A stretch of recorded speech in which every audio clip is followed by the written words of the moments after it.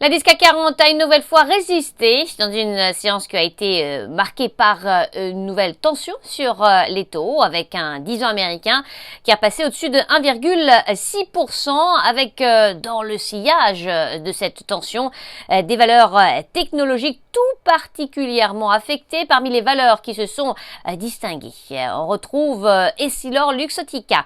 Le lunetier franco-italien anticipe de générer des synergies dont l'impact sur le résultat opérationnel ajusté devrait atteindre entre 300 et 350 millions d'euros d'ici la fin 2021 et entre 420 et 600 millions d'euros d'ici la fin 2023. Par ailleurs, le groupe a fait état en 2020 d'un résultat opérationnel ajusté en repli de 48,5% à 1,37 milliard d'euros et d'un chiffre d'affaires en baisse de 17% à 14,4 milliards d'euros, ce qui était en ligne avec les attentes de la communauté financière. Dans le reste de l'actualité, M6, le groupe de médias, a gagné du terrain.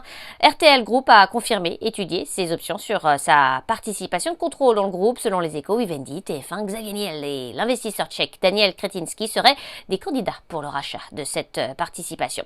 On passe à Sanofi, le laboratoire pharmaceutique français, et Translate Bio, une entreprise spécialisée dans le développement des médicaments à ARN messager, ont annoncé le lancement d'un essai clinique de phase 1 et 2 consacré aux candidats vaccins à ARN-M contre le Covid-19. Les deux entreprises s'attendent à obtenir des résultats intermédiaires de cet essai au troisième trimestre de 2021.